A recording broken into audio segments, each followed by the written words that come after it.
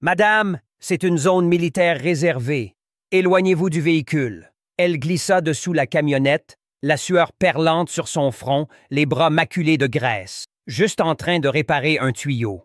Je serai parti dans 10 minutes. Ce n'est pas à vous de décider, rétorqua un soldat d'un ton sec. Appelez une dépanneuse maintenant. Puis, un SUV s'arrêta. Un général 4 étoiles en descendit. Il aperçut le tatouage sur son bras, un crâne à l'intérieur d'un bouclier.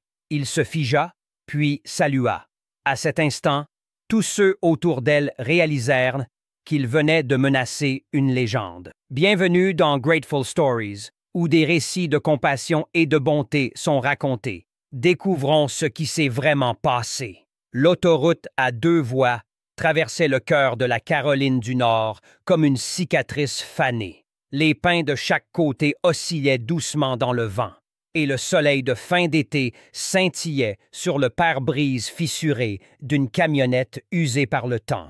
Helen Monroe était au volant, les manches retroussées, les yeux plissés derrière des lunettes de soleil bon marché, achetées dans une station-service. Ses mains étaient fermes, mais son regard racontait une autre histoire, fatiguée, mais concentrée. Elle n'était pas perdue, juste en errance, avec un but. Sur le tableau de bord, appuyé contre une vieille boussole, se trouvait une photo, usée, au coin corné. L'image en noir et blanc montrait 2 jeunes femmes en tenue de combat, souriantes, le visage couvert de poussière, des fusils en bandoulière. L'une d'elles était Helen, des décennies plus jeune. L'autre était Rachel Dawson. Helen y jeta un coup d'œil avec une sorte de révérence silencieuse. « Je t'avais dit que je t'emmènerais jusqu'au bout », murmura-t-elle, les coins de sa bouche esquissant un sourire. La route vibrait sous ses pneus. Pas de musique, pas de voix de GPS, juste le grondement constant du moteur et le léger cliquetis des outils à l'arrière. Et cette mémoire qui ne la quittait jamais. Elle revenait parfois sans prévenir. La terre, le sang, le ciel trop lumineux pour ce qui se passait en bas. Elle était de retour dans la province de la Côte. L'odeur de la poudre à canon se mêlait à celle du diesel, des cris quelque part à sa gauche. Rachel criant quelque chose dans la radio, sa voix coupée par des parasites et le chaos. Le son des balles frappant le métal, la chaleur s'infiltrant dans ses poumons. Puis le silence, soudain et terrifiant. Un éclair. Rachel, le visage pâle, une main sur l'épaule d'Helen. « Si je ne m'en sors pas, tu ferais mieux de ne pas rester à boire du vin en boîte en regardant la télé. » Helen avait tenté de rire, mais Rachel lui avait serré le bras fort. « Je suis sérieuse, » avait-elle dit, presque en chuchotant. « Prendre ma photo. Traverse ce fichu pays. Chaque État, chaque ville. Découvre ce pourquoi on s'est battu. Comprends ce que la liberté signifie vraiment. » L'hélicoptère n'était jamais arrivé à temps pour elles deux. Rachel était restée en arrière pour couvrir leur fuite. Helen n'avait jamais pardonné la guerre pour cela, ni elle-même. Un panneau passa rapidement. Fort Liberty, 2 miles. Elle cligna des yeux, s'ajustant sur son siège. Le soleil commençait à descendre, cuisant l'asphalte, transformant tout en un éclat doré. La camionnette toussa une fois, puis une seconde. Elle appuya sur l'accélérateur. Un crachotement, puis le silence. « Non, non, non, pas maintenant. »« Allez, ma belle, » dit-elle, tapotant le volant comme s'il pouvait l'entendre. Elle se laissa glisser sur une route de service étroite, le gravier crissant sous les pneus. La camionnette s'arrêta dans un soubresaut, juste après une clôture en grillage délavé, à 2 pas de la périphérie de la base. Helen poussa un long soupir, la main posée sur le volant. « Eh bien, on dirait une pause imprévue. » Elle sortit dans la chaleur, le gravier mordant sous ses bottes. Son débardeur collait à sa peau, trempé de sueur et d'effort. L'air sentait la terre brûlée par le soleil et le kérosène lointain. La base était proche. Elle pouvait entendre l'écho fin d'une cadence, des bottes frappant le pavé en rythme, quelque part au-delà des arbres. Helen s'approcha de l'avant de la camionnette, ouvrit le capot et jeta un œil à l'intérieur. De la vapeur s'échappait doucement dessous le radiateur. Elle soupira, attrapa le chiffon dans sa poche arrière et s'essuya les mains. Puis elle se glissa sous le véhicule, un genou enfoncé dans le gravier chaud. Ses bras disparurent sous le moteur, les outils cliquetant doucement tandis qu'elle travaillait. Pour quiconque passait par là, Elle ressemblait à une mécanicienne, ou peut-être juste à quelqu'un de trop têtu pour abandonner un vieux moteur. Mais sous le bord de son épaule gauche, à moitié caché par la bretelle de son débardeur, il y avait un tatouage. Un étalon noir à l'intérieur d'un bouclier d'argent usé flanqué d'ailes et de flammes. La marque de la compagnie Fantôme 7, une unité qui, officiellement, n'avait jamais existé. Une unité dont les missions étaient enfouies dans des dossiers marqués confidentiel défense. Elle portait ce tatouage non pas par fierté, mais pour la mémoire. La sueur coulait sur sa tempe tandis qu'elle marmonnait pour elle-même. La camionnette était vieille, mais pas morte. Elle demandait juste de la patience et Helen en avait à revendre. Elle n'avait pas remarqué le Humvee beige qui s'approchait jusqu'à ce que les pneus crissent légèrement sur le gravier derrière elle. 3 soldats en descendirent, jeunes, en uniforme complet. L'un tenait un clipboard. Un autre portait des lunettes d'aviateur trop grandes pour son visage. Le troisième fronçait déjà les sourcils. « Madame, appela le plus grand.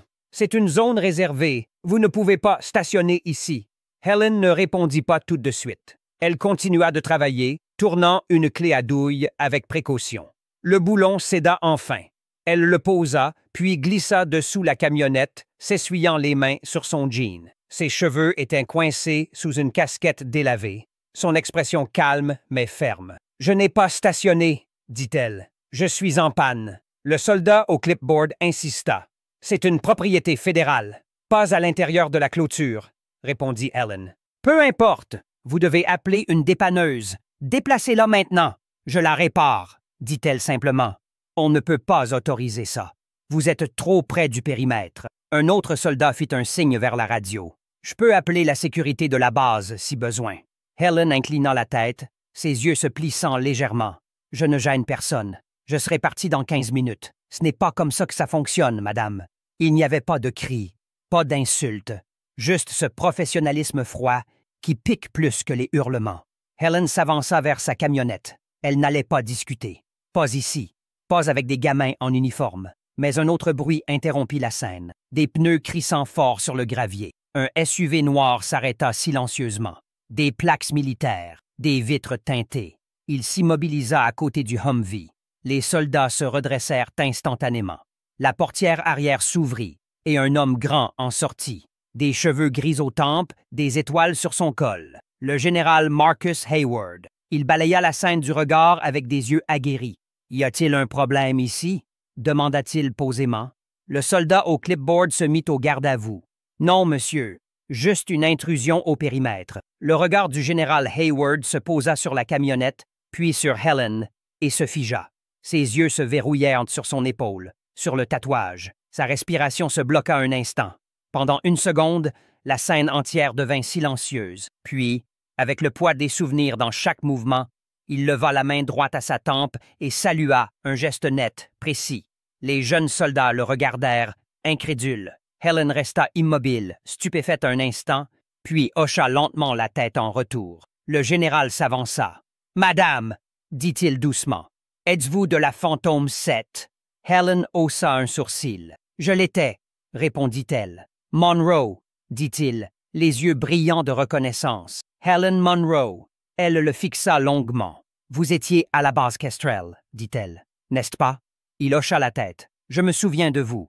Vous avez sorti 2 de nos gars des décombres d'un baraquement effondré et vous avez piloté une frappe de drone pour couvrir notre retraite quand la crête s'est écroulée. » Un panneau passa rapidement. « Fort Liberty, 2 miles. » Elle cligna des yeux, s'ajustant sur son siège. Le soleil commençait à descendre, cuisant l'asphalte, transformant tout en un éclat doré. La camionnette toussa une fois, puis une seconde. Elle appuya sur l'accélérateur. Un crachotement, puis le silence. « Non, non, non, pas maintenant. »« Allez, ma belle, » dit-elle, tapotant le volant comme s'il pouvait l'entendre. Elle se laissa glisser sur une route de service étroite, le gravier crissant sous les pneus. La camionnette s'arrêta dans un soubresaut, juste après une clôture en grillage délavé, à 2 pas de la périphérie de la base. Helen poussa un long soupir, la main posée sur le volant. « Eh bien, rat, on dirait une pause imprévue. » Elle sortit dans la chaleur, le gravier mordant sous ses bottes. Son débardeur collait à sa peau, trempé de sueur et d'effort. L'air sentait la terre brûlée par le soleil et le kérosène lointain. La base était proche. Elle pouvait entendre l'écho fin d'une cadence, des bottes frappant le pavé en rythme, quelque part au-delà des arbres. Helen s'approcha de l'avant de la camionnette, ouvrit le capot et jeta un œil à l'intérieur. De la vapeur s'échappait doucement dessous le radiateur. Elle soupira, attrapa le chiffon dans sa poche arrière et s'essuya les mains. Puis elle se glissa sous le véhicule, un genou enfoncé dans le gravier chaud. Ses bras disparurent sous le moteur, les outils cliquetant doucement tandis qu'elle travaillait. Pour quiconque passait par là, elle ressemblait à une mécanicienne, ou peut-être juste à quelqu'un de trop têtu pour abandonner un vieux moteur. Mais sous le bord de son épaule gauche, à moitié caché par la bretelle de son débardeur, il y avait un tatouage. Un étalon noir à l'intérieur d'un bouclier d'argent usé flanqué d'ailes et de flammes. La marque de la compagnie Fantôme 7, une unité qui, officiellement, n'avait jamais existé. Une unité dont les missions étaient enfouies dans des dossiers marqués confidentiel défense. Elle portait ce tatouage non pas par fierté, mais pour la mémoire. La sueur coulait sur sa tempe tandis qu'elle marmonnait pour elle-même. La camionnette était vieille, mais pas morte. Elle demandait juste de la patience et Helen en avait à revendre. Elle n'avait pas remarqué le Humvee beige qui s'approchait jusqu'à ce que les pneus crissent légèrement sur le gravier derrière elle. 3 soldats en descendirent, jeunes, en uniforme complet.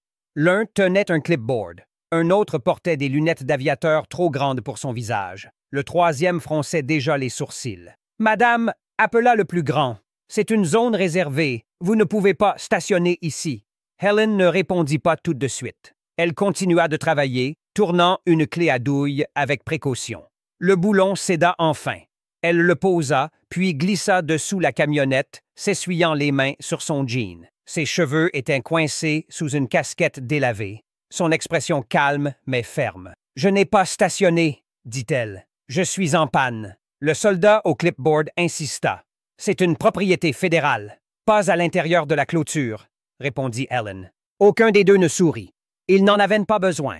La reconnaissance n'était pas toujours bruyante. Le général se tourna vers ses soldats. « Elle ne doit pas être dérangée, dit-il, la voix basse mais ferme. Elle doit être assistée. Et que quelqu'un appelle un mécanicien. Bon sang! » Helen exhala lentement. La chaleur pesait toujours, mais le poids sur sa poitrine s'allégea un peu.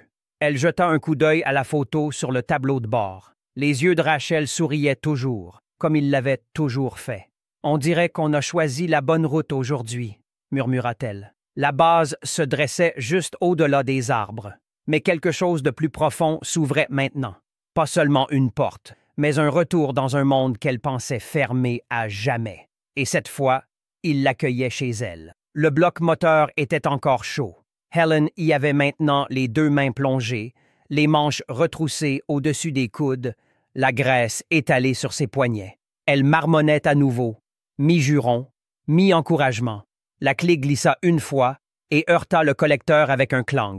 Elle ne broncha pas. « Vieille fille têtue, dit-elle à la camionnette, tu ne vas pas mourir ici. » Une goutte de sueur roulait sur le côté de son visage. La chaleur s'était épaissie et l'air près du bitume scintillait. Elle glissa plus profondément sous le pare-choc avant, les bras tendus alors qu'elle ajustait une pince de tuyau qui fuyait. En s'étirant, son bras gauche émergea de sous le châssis. Et là, il était. L'encre noire, toujours audacieuse après toutes ces années. Un crâne noir incrusté dans un bouclier d'argent. 2 fusils croisés en dessous. Des ailes gravées subtilement sur les côtés. Compagnie Fantôme 7. Seuls quelques-uns avaient porté cette marque et la plupart avaient été enterrés avec. Helen ne l'exhibait plus depuis des années, mais elle ne la cachait pas non plus. C'était juste une partie d'elle, comme la cicatrice derrière son genou droit, ou le silence qu'elle portait. Le moteur du Humvee gémit juste avant de s'arrêter à proximité.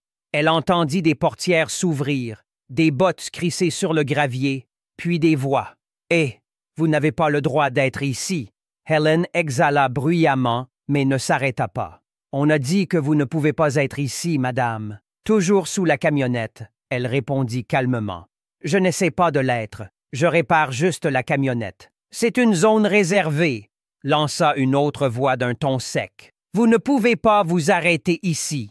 Appelez une dépanneuse et partez. » Helen glissa lentement hors dessous le véhicule. Elle s'essuya le visage avec le dos de la main. Ses yeux se plissèrent dans la lumière alors qu'elle s'asseyait, les bras reposant sur le pare-choc. Le tatouage brillait au soleil. « Je vous l'ai déjà dit, dit-elle doucement.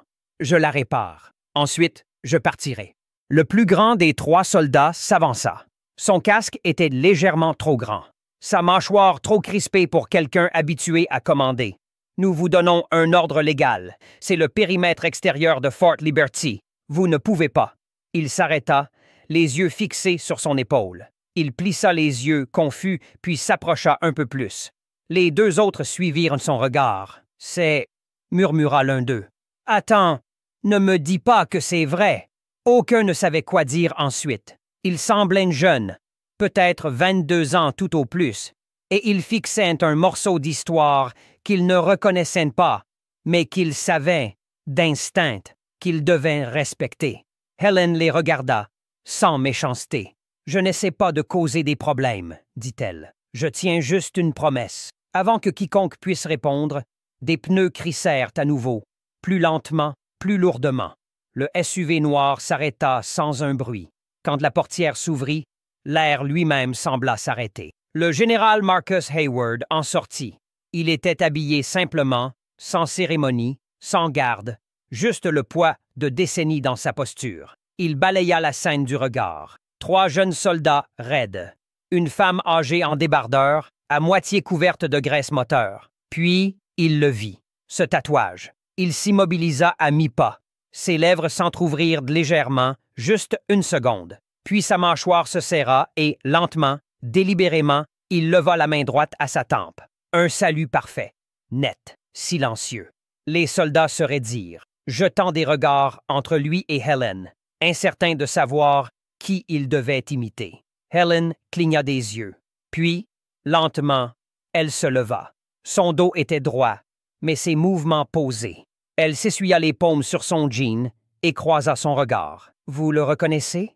demanda-t-elle. La voix du général était stable. « J'ai servi avec le groupe Bravo en 2010, Base Kestrel. J'ai entendu des histoires. Vous étiez là quand la Crête 3 s'est effondrée, dit-elle. Il hocha la tête une fois. Et vous avez sorti 2 de mes hommes des décombres. » Helen baissa les yeux un instant. « Je ne pensais pas que quelqu'un s'en souvenait. Certaines choses ne s'oublient pas, dit-il. Les soldats derrière lui n'avaient toujours pas bougé. Ils étaient figés. Pas de peur, mais d'admiration. Parce que maintenant, ils comprenaient. Ce n'était pas juste une femme avec une camionnette en panne. C'était quelqu'un sorti des histoires murmurées tard le soir dans les couloirs des baraquements. Une légende vivante cachée en plein jour. Le général s'avança. Il ne demanda pas son nom. Il le connaissait déjà. « Helen Monroe », dit-il. « Compagnie Fantôme 7, Opération Firehook, Opération Dustgate et la Côte. » Il prononça le dernier mot comme une prière. Helen hocha simplement la tête. Le tatouage sur son bras semblait briller plus fort au soleil. « Je ne suis pas venue ici pour attirer l'attention, » dit-elle doucement. « Juste de passage. »« Je sais, » répondit-il. « Mais si vous le permettez, j'aimerais vous offrir de l'aide. » Elle regarda la camionnette, puis lui. « Je ne dirai pas non à un mécanicien qui sait vraiment ce qu'il fait. » Il sourit légèrement, puis se tourna vers les soldats. « Caporal, » dit-il à celui avec le clipboard. « Appelez quelqu'un du motor pool maintenant. »« Oui, monsieur, » bégaya le soldat, trébuchant presque sur ses pieds en courant vers la radio. Les 2 autres restèrent en place, les yeux fixés sur Helen. L'un d'eux murmura « Madame, je ne savais pas. »« C'est rien, » dit Helen, passant doucement devant eux. « Vous n'étiez pas censé savoir. » Le général fit un geste vers le SUV. « Si vous voulez attendre dans un endroit plus frais, nous avons la climatisation. » Helen secoua la tête. « Je suis bien ici. J'aime regarder le travail. » Il rit. Certaines choses ne changent jamais. En quelques minutes, un mécanicien de la base arriva. Il était plus âgé que les autres soldats, la quarantaine, les manches retroussées, les mains tachées d'huile et de temps. Il ne dit pas grand-chose, se contentant de jeter un regard à Helen, mi-question, mi-révérence, et hocha la tête avant d'ouvrir le capot. Les autres observaient, incertains s'ils devaient rester ou saluer à nouveau. Helen s'appuya contre le flanc de sa camionnette, les bras croisés. Le soleil scintillait sur le chrome, et à cet instant, Elle semblait intemporelle, ni jeune ni vieille, juste sculptée dans quelque chose de plus dur que le temps. Le général Hayward se tenait à côté d'elle. « Vous savez, dit-il, je pensais que la compagnie fantôme était un mythe. On aimait ça comme ça, répondit-elle. J'avais un ami, continua-t-il, qui jurait que vous marchiez tous à travers le feu sans scier. Helen eut un petit rire. On a scié plein de fois. On n'a juste jamais arrêté. Il baissa les yeux, puis les releva. Pourquoi maintenant? Pourquoi traverser le pays? Helen tendit la main à l'intérieur de la camionnette et en sortit la photo. Elle la lui tendit doucement. Deux femmes en tenue de combat poussiéreuse, souriant comme si elles n'avaient rien à perdre. « C'était ma meilleure amie, » dit Helen. « Rachel Dawson. » Les yeux de Hayward parcoururent la photo, puis s'arrêtèrent. « Je me souviens avoir entendu son nom. »« Elle n'est pas revenue, » dit Helen doucement. « Mais avant la dernière mission, elle m'a fait promettre de porter sa photo à travers chaque État, d'apprendre à quoi ressemble la liberté. » Hayward rendit la photo avec les deux mains, comme s'il s'agissait d'un drapeau plié. « C'est une sacrée promesse, » dit-il. Helen la replaça sur le tableau de bord. « Je n'étais pas prête à la tenir à l'époque, mais je le suis maintenant. » Ils restèrent silencieux un moment. Le mécanicien cria dessous le capot. « On dirait qu'elle va rouler. Juste besoin d'une nouvelle pince et de quelqu'un qui visse vraiment les boulons. » Helen esquissa un sourire. « Je l'ai desserré pour vous. » Le rire brisa la tension. Même les soldats se détendirent. Le général se tourna vers elle une dernière fois. « Avant que vous partiez, accepteriez-vous de rester un peu? » Helen haussa un sourcil. Il continua. « Nous avons une salle de briefing. J'aimerais que mes hommes vous entendent. Quelqu'un qui comprend vraiment ce que signifie le sacrifice. » Helen ne répondit pas tout de suite. Elle regarda la base derrière lui, les clôtures, les baraquements lointains, le son de la cadence toujours faible dans le vent. Puis, elle regarda la photo à nouveau. Le sourire de Rachel, toujours aussi lumineux que le jour où elle avait été prise. « Je resterai, » dit-elle finalement. « Mais pas de cérémonie. »« Pas de cérémonie, » promit Hayward. « Juste des soldats qui écoutent. » Elle hocha la tête une fois, puis s'avança vers la porte ouverte. Et pour la première fois depuis longtemps, elle ne se sentait pas juste de passage. Elle se sentait invitée à rentrer. Pas dans une guerre, mais chez elle. La salle de réunion était simple. Pas de drapeau, pas de bannière, pas d'équipe de caméras attendant dans les coins. Juste des rangées de chaises pliantes, un podium qui avait connu des jours meilleurs, et quelques ventilateurs de plafond fatigués bourdonnant au-dessus. Helen se tenait près du fond, les bras croisés, regardant les jeunes soldats entrer. Leurs uniformes étaient impeccables, leurs bottes cirées, mais leurs yeux portaient maintenant quelque chose de plus profond. Du respect mêlé de curiosité silencieuse. Le général Hayward avait tenu parole. Pas de discours, pas de chichi. Seuls ceux qui voulaient être là étaient présents. Quelques sous-officiers plus âgés se tenaient sur les côtés, les bras croisés comme des statues. À l'avant, Hayward prit le micro. Il ne lisait pas de script. Il n'en avait pas besoin. « Nous passons beaucoup de temps dans cette salle à parler de tactique, commença-t-il, de drill, de préparation, de cycle de déploiement. Mais aujourd'hui, vous allez entendre autre chose. » Il s'arrêta, puis regarda vers Helen, debout près de la porte. Elle ne le dira pas, mais elle était la raison pour laquelle certains d'entre nous respirent encore. Elle a servi dans une unité qui n'a officiellement jamais existé. Une équipe enfouie si profondément que la plupart des dossiers ont été classifiés avant que l'encre ne sèche. « Compagnie Fantôme 7 » Un murmure parcourut la salle. Pas fort, mais réel. Quelques têtes se tournèrent. Certains chuchotèrent. Un jeune soldat se pencha et dit « Je pensais que c'était juste un nom de code dans ce vieux livre sur la Delta Force. » Hayward continua. « Vallée de Jalres, 2006. » Il laissa le nom planer. J'étais stationné à proximité, faisant du repérage dans les montagnes environnantes. La Fantôme 7 est entrée dans cette vallée en sachant qu'il y avait une forte probabilité qu'ils n'en reviennent pas.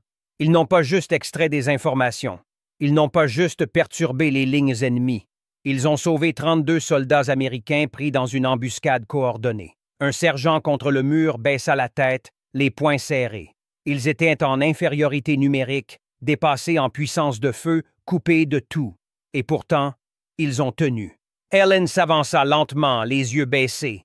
Elle ne marcha pas jusqu'au podium, se contentant de s'arrêter à côté, la main légèrement posée sur le bord. La salle devint immobile. « Vous voulez l'histoire » demanda-t-elle, la voix basse mais claire. « D'accord, mais je ne la raconte pas pour les applaudissements. Je la raconte pour que vous compreniez ce que signifie ce patch. » Elle écarta légèrement la bretelle de son débardeur, révélant le tatouage. Certains retinrent leur souffle, d'autres fixaient simplement. « Nous avons été largués par hélicoptère sur la ligne de crête à l'est de Jalres, commença-t-elle. 7 d'entre nous, pas de soutien aérien, pas de renfort, juste des ordres. Les positions talibanes étaient disposées comme un filet. Mines, sniper, getter avec des radios. Elle s'arrêta, déglutit une fois. Nous avons perdu notre premier homme dans la première heure. Ramirez. Il a marché sur une plaque de pression en contournant un virage. Sa main se crispa légèrement à ses côtés. Rachel m'a pensé après qu'un éclat m'a touché la jambe. Elle transportait toujours plus que le kit standard. Elle disait que les règlements étaient écrits par des gens qui n'avaient jamais été sous le feu. Quelques soldats rirent doucement. Helen ne sourit pas. Nous avons atteint le fond de la vallée à la tombée de la nuit. C'est là qu'un signal a jailli. Nous savions que ce n'était pas le nôtre. C'était un appât. La salle était maintenant d'un silence total. « Vous avez déjà entendu 30 fusils tirés en même temps dans le noir ?» demanda-t-elle doucement. « Ça ne ressemble pas à des coups de feu. Ça ressemble à un tonnerre qui vous déchire la poitrine. » Le projecteur derrière elle s'alluma. Hayward avait affiché une image satellite granuleuse de la vallée. Helen ne se retourna pas pour la regarder. Elle n'en avait pas besoin. Ils étaient coincés dans 3 directions, continua-t-elle. Un hélicoptère médical s'était écrasé juste au sud de la crête. Personne d'autre ne venait, alors nous y sommes allés. Elle regarda la rangée de jeunes hommes et femmes qui la fixaient, les yeux écarquillés, les épaules tendues. Nous n'avons rien fait d'héroïque. Nous avons juste avancé parce qu'il le fallait. Nous avons posé un feu de suppression. Rachel a pris la tête. Nous sommes arrivés au site du crash et avons sorti les survivants. Elle a couvert notre flanc pendant que je traînais un aviateur blessé sur 50 mètres en montée. Elle n'était pas censée être sur les comms, mais elle me parlait tout le temps. Elle disait « Ne pense pas. Continue juste à ramper. » La voix de Helen se brisa légèrement. Elle prit un moment, puis continua. Le dernier hélicoptère d'évacuation ne pouvait pas attendre. Il restait une place. J'ai porté le dernier survivant, je l'ai attaché à la corde, j'ai dit à Rachel de s'accrocher derrière moi. Elle a secoué la tête, elle a dit « Tu me dois un road trip, Helen. Ne le gâche pas. » Une larme coula sur sa joue, mais elle ne l'essuya pas. J'ai saisi le câble. Elle est restée en arrière, tirant jusqu'à ce que nous soyons hors de portée. Le projecteur s'éteignit. Le silence s'abattit. Personne ne bougea. Personne ne cligna des yeux. Un jeune caporal près de l'avant se racla la gorge. « Madame, pourquoi n'avons-nous jamais entendu parler de ça? » Helen haussa les épaules. « Parce que la mission était classifiée. Parce qu'après notre retour, le monde était passé à autre chose. Parce que des gens comme Rachel n'ont jamais reçu de médaille. Ils ont été enterrés. » Une autre voix, plus douce cette fois. « Pourquoi n'avez-vous jamais demandé de reconnaissance? » Helen baissa les yeux sur ses bottes, puis releva la tête. « Parce qu'on ne l'a pas fait pour ça. » Elle balaya la salle du regard, son regard ferme. On l'a fait pour la personne à côté de nous. C'est tout. C'est la seule raison qui vaille de se battre. Le général Hayward s'avança à ses côtés. Il ne parla pas tout de suite. Puis, d'une voix calme, il dit « Je peux encore l'entendre sur les comms. Je ne connaissais pas son nom, mais maintenant, je le connais. » Helen hocha la tête. Elle aurait aimé ça. Ils laissèrent le silence respirer. Puis Hayward frappa des mains une fois. Je veux que chaque soldat ici se souvienne d'aujourd'hui, parce que ce que vous avez entendu n'est dans aucun manuel. Ce n'est pas dans une vidéo de formation. C'est la vérité. Et c'est maintenant notre responsabilité.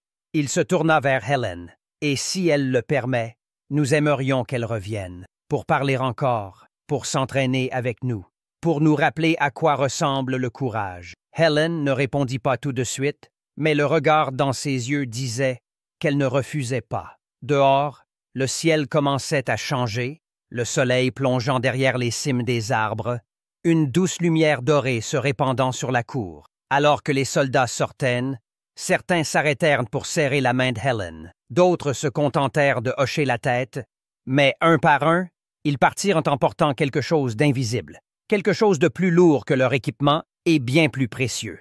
Plus tard, dans le couloir juste à l'extérieur de la salle de briefing, Hayward se tenait avec Helen. Il tenait quelque chose dans sa main, une petite boîte usée. Il l'ouvrit avec précaution. À l'intérieur se trouvait une pièce d'argent gravée d'une étoile à 5 branches et de la phrase « Pour l'honneur, pour le silence ». Il la plaça dans sa paume. « Ce n'est pas grand-chose, dit-il, mais c'est à nous. » Elle referma ses doigts autour doucement. « Je la garderai, dit-elle. Pas pour moi, pour Rachel. » Hayward hocha la tête. Il vous reste encore un long chemin. Helen jeta un coup d'œil dans le couloir, vers la sortie, vers sa camionnette. « Il me reste 31 états. » Hayward sourit. « Eh bien, Fantôme 7, bon voyage. » Elle offrit un demi-sourire. La Fantôme 7 est partie, mais Helen Monroe ne fait que commencer. Et sur ces mots, elle se tourna vers la porte, vers la prochaine promesse qui l'attendait sur la route. La camionnette semblait presque neuve, polie, nettoyée, le moteur ronronnant comme s'il avait retrouvé une seconde jeunesse. Ils avaient remplacé les courroies, vidangé l'huile, même réparé une bosse qu'elle n'avait pas remarquée depuis des années. Quelqu'un avait glissé une enveloppe scellée dans la boîte à gants.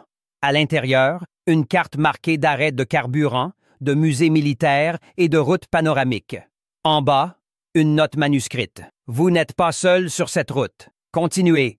Motor Pool de Fort Liberty. » Helen secoua la tête avec un léger rire. « Ils ont toujours eu une meilleure logistique que nous autres, » murmura-t-elle. L'air du matin était frais, vif, le genre de silence qui vous fait croire au nouveau départ. Elle sirota le café que Mara Dumès lui avait donné plus tôt. Noir, sans sucre, comme Rachel le buvait. La base avait changé pendant la nuit. Pas physiquement, mais dans son esprit. On le sentait dans la posture des jeunes soldats, dans la façon dont ils se déplaçaient maintenant. Avec un peu plus de réflexion, un peu plus de conscience. Le général Hayward la retrouva près du mât du drapeau. Il hocha la tête vers le terrain ouvert devant le champ de parade. « Ça vous dérange de leur parler? » Helen hésita. « Je ne suis pas doué avec les foules. » Il sourit doucement. La plupart des héros ne le sont pas. Quelques minutes plus tard, un seul micro se dressait au bord de l'herbe. Des rangées de soldats se tenaient au repos. Certains avec les mains jointes derrière le dos, d'autres immobiles et silencieux sous le soleil de milieu de matinée. Pas de podium, pas de script, juste Helen s'avançant lentement vers le micro. Le vent attrapa le bord de sa chemise, frôlant le vieux tatouage sur son épaule. Elle se racla la gorge une fois, puis regarda la mère de visage. « Je ne suis pas ici pour vous dire comment servir, » commença-t-elle, la voix ferme. « La plupart d'entre vous le savent déjà mieux que je ne l'ai jamais fait. Mais je vais vous dire ce que j'ai appris d'une amie qui n'est pas rentrée. » Elle jeta un coup d'œil à la camionnette derrière elle, la photo toujours posée sur le tableau de bord.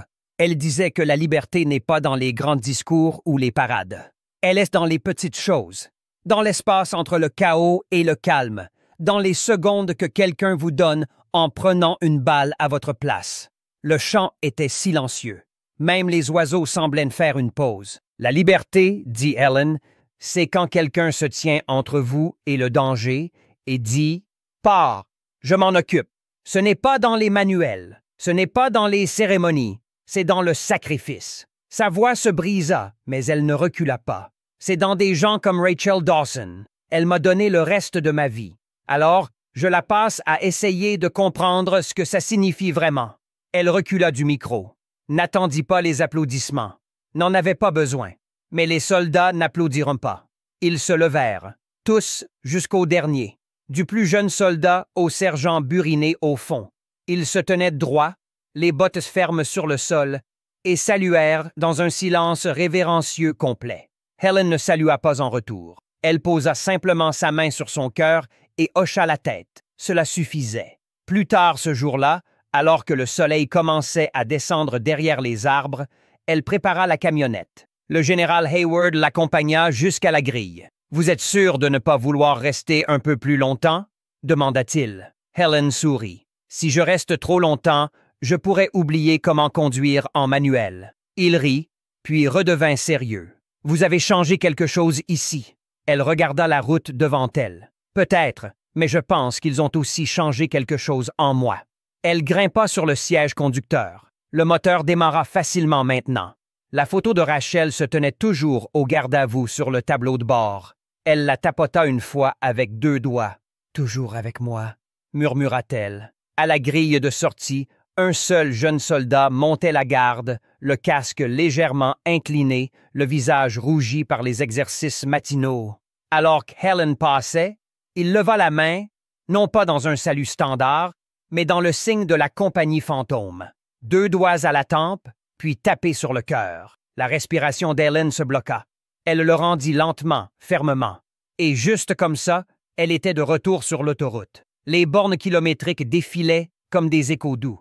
Les vitres baissées, le vent assez fort pour noyer le poids dans sa poitrine. Mais pas tout à fait les souvenirs, pas tout à fait la voix de Rachel. Elle jeta un coup d'œil à la carte sur le siège passager. Prochain arrêt, Knoxville, Tennessee.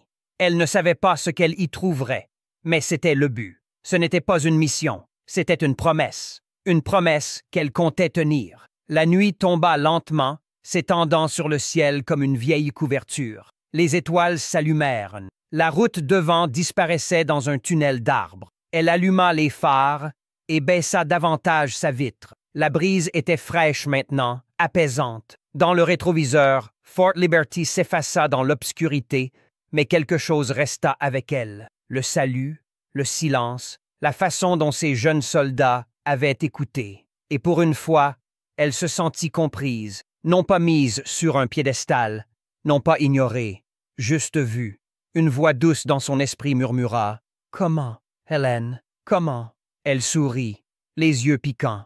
Sa main reposa sur la photo à nouveau. « Je continue, Ra, » dit-elle à voix haute. « Je vais tout voir pour nous deux. » Et avec ça, elle appuya doucement sur l'accélérateur. La camionnette avança dans la nuit, dans le prochain chapitre, dans la liberté.